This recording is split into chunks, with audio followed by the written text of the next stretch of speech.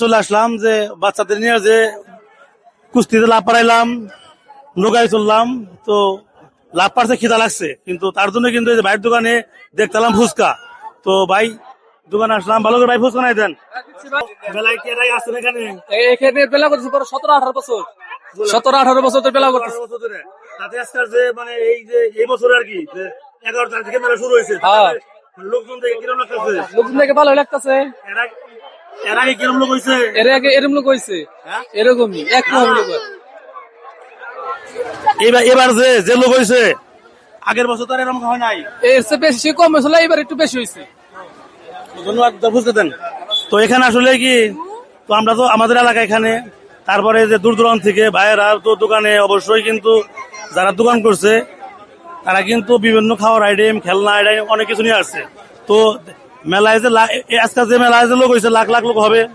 তো তারপরে কিন্তু যারা যেসব ভাইয়ের দোকান নিয়ে আসছে অবশ্যই কিন্তু দোকানে কিন্তু অনেক আসে, অনেক বেচা কিনি।